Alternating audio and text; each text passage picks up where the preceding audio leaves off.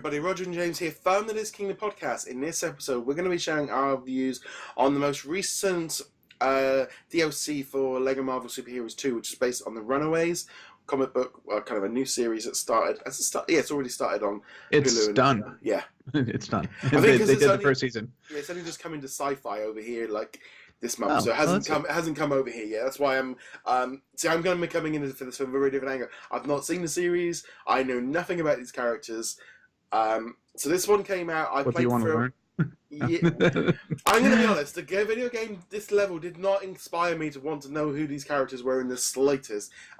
This for me felt a little bit like generic hero number A meets generic hero number 2, and then we have a big dinosaur, and Devil Dinosaur's better than this other dinosaur. So they're different. Well, in the game, playing as a dinosaur, the big one's better.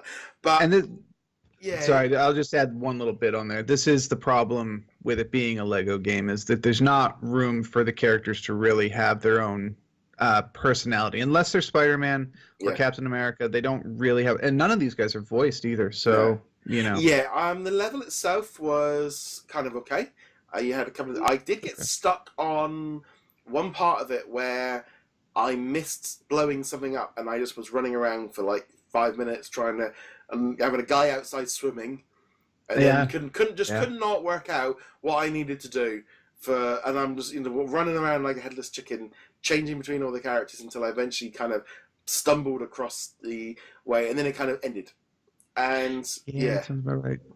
Yeah, it was a bit of an odd one.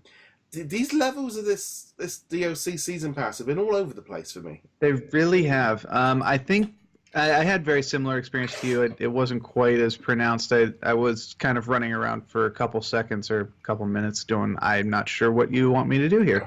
But I think overall I would rate this level right in the middle of the pack for the DLC levels. It's definitely not the Black Panther. Maybe like right around the Cloak and Dagger, the one that we talked about most recently. I will say this, if you do know the characters...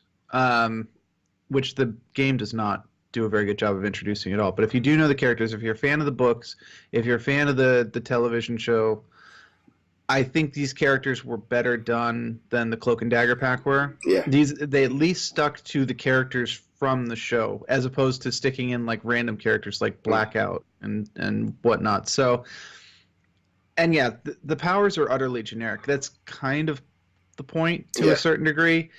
And at least Nico, the girl with the staff, I don't know how the heck they would properly do her powers in a Lego game, because in theory, the staff that she uses should only be able to use a spell once, ever.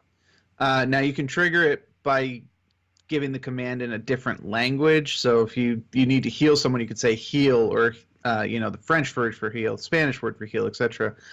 But each of those would only work once. But it's a Lego game. Literally the same attack over and over and over again. So, there's that and all that stuff.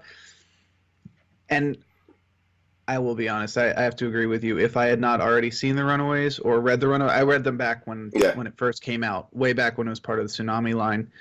If I had never read any of that, this level would have done absolutely nothing to convince me that I needed to change that. And I'll just use that to advertise very quickly.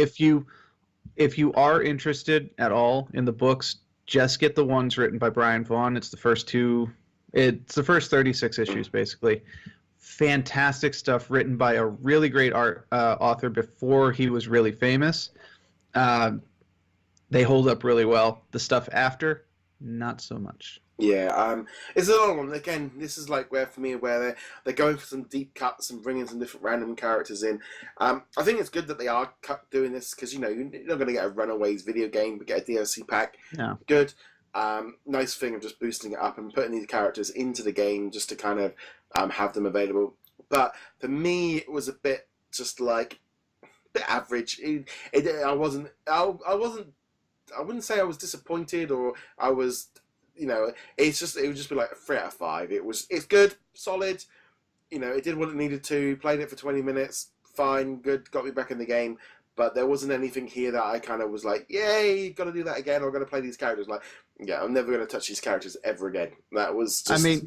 Yeah, you might get the characters because you get some randomly selected ones when you do free play, and maybe they've got the ability you need or whatever. That I do like that. You pick 1 or 2 characters for the free play, and then the rest are random. So it does at least give you, but that's not specific to this pack. No. So I don't know. I think combined playing the level and then playing it again to pick up all the mini kits, less than 30 minutes. I think maybe 25 total. It's a good price for what that was my next point. Is honestly, you're not spending very much on it. Whether you got the season pass, which was $15, or if you bought it a la carte.